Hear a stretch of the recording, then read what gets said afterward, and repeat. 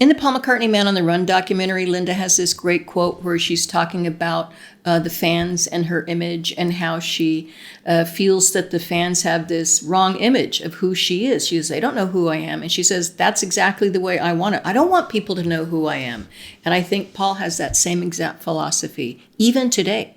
Paul doesn't want us to know who he is. And I say that that's fair, because when you are as big a star as Paul, and you are probably the most photographed and filmed person in the entire world, you don't want to lose yourself to everybody. I mean, I think that's how you stay sane, by kind of like moving around and changing, etc., and not allowing yourself to be labeled, and just by, keeping a wall up. So I think that's fair. It's hilarious in here when he says, people say I'm like this workaholic. I don't think I'm a workaholic. I'm a playaholic.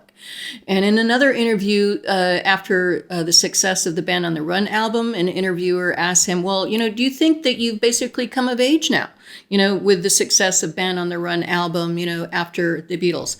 And you would think that, yeah, sure, I've come of age. You think that maybe that's a yes. But Paul goes, no. No, because I'm sure that what Paul thinks is he's still on that journey. Plus everything he did before, he thinks it's all good. It's all great. It's all him, and more power to him.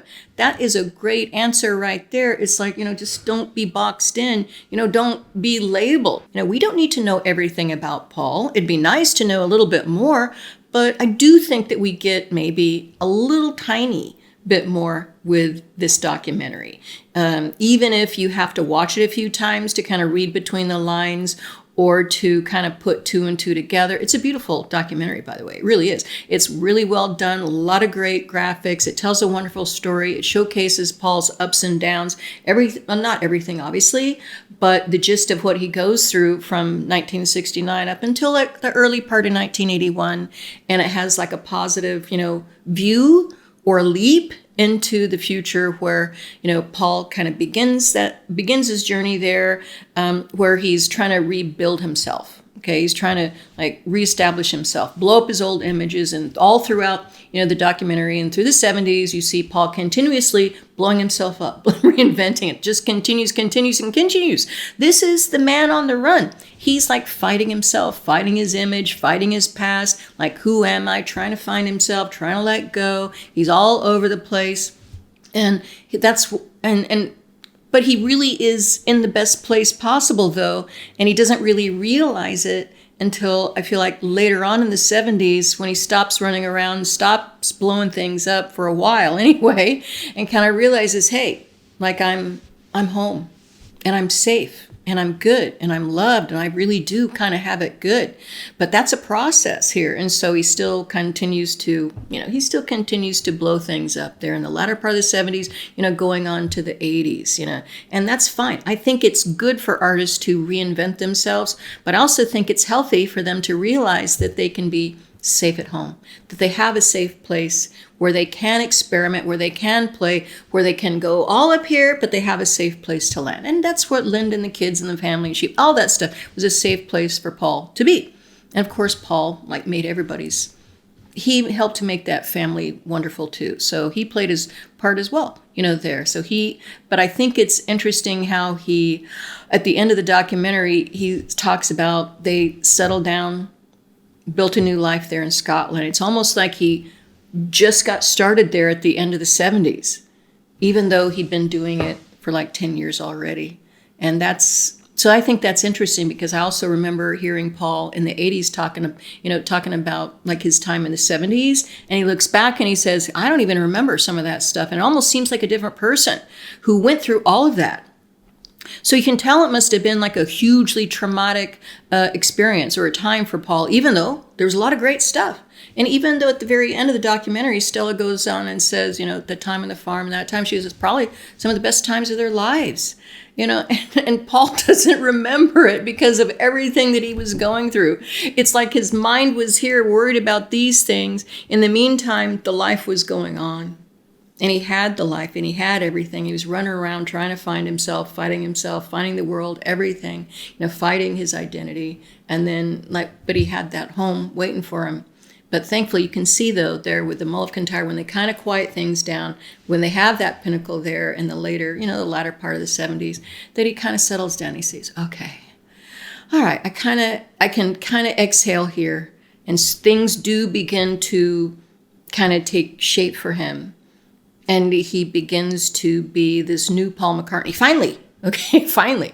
But of course, in the 80s, he still continues to reinvent himself. But he's formed this new foundation and realizes that he has this foundation. And it is a beautiful thing to see here. So that's why I'm saying it is a lovely documentary. And is it better than like Anthology or Get Back or, Let It Be or any of the other Beatles movies? I don't think so. Okay.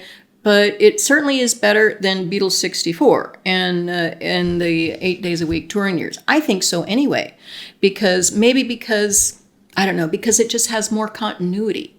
The story just feels smoother and there's more emotion here, even though, you have to read between the lines.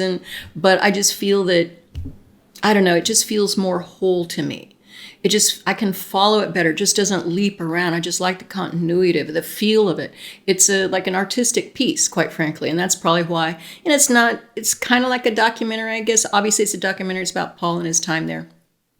But, it's not full of facts and figures. It's just not.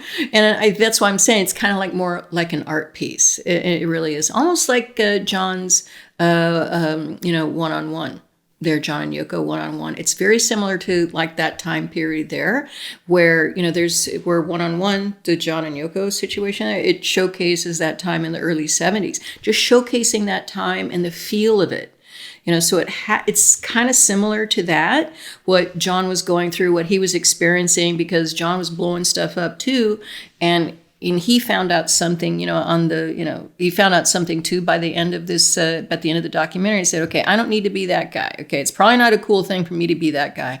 I'm going to go be like a different guy. Okay, so here, this kind of very similar in that aspect, I think.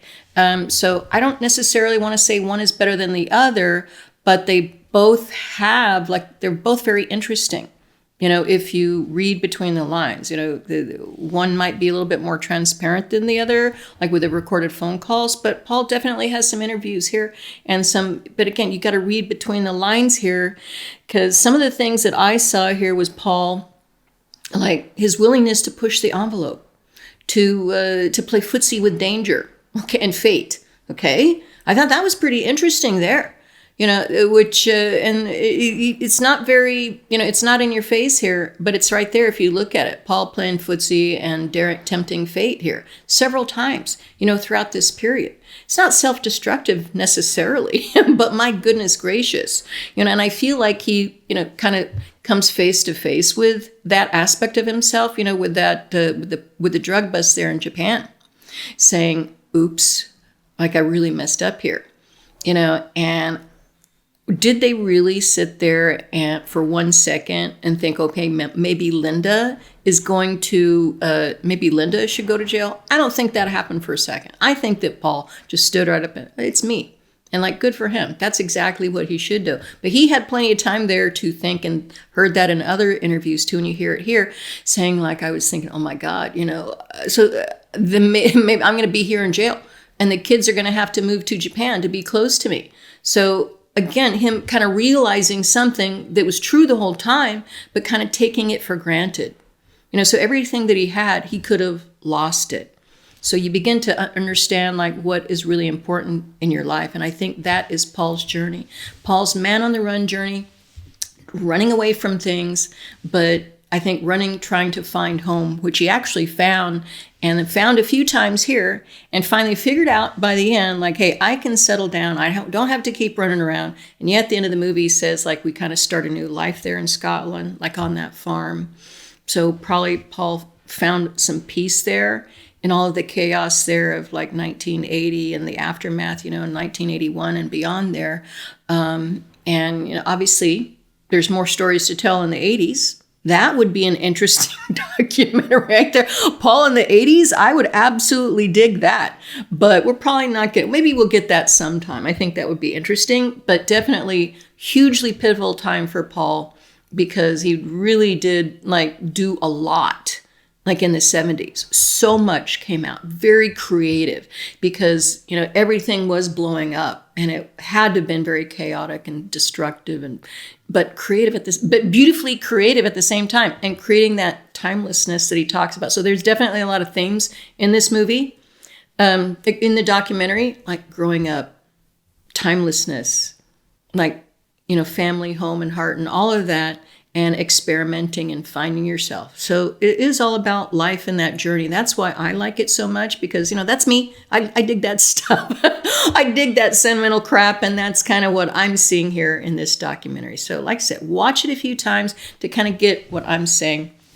But again, don't expect like a whole ton of stuff, but there's some laughs. There's definitely some laughs here, and a few tears. And I do think it's great that we get to hear from Denny Lane, you know, in the documentary as well. And you know, the people who were involved with, you know, like Chris Thomas, et cetera, and Peter Doggett, we get to hear from those people. And some of the comments from the old Wing members, those are fantastic too. So a lot of cool stuff that we get to hear there peppered all throughout it. So it's a nice little tapestry. It's a beautiful tapestry. Just watch, listen, and enjoy. And I think, what more can we ask from Paul McCartney?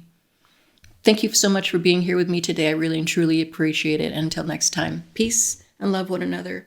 Take care.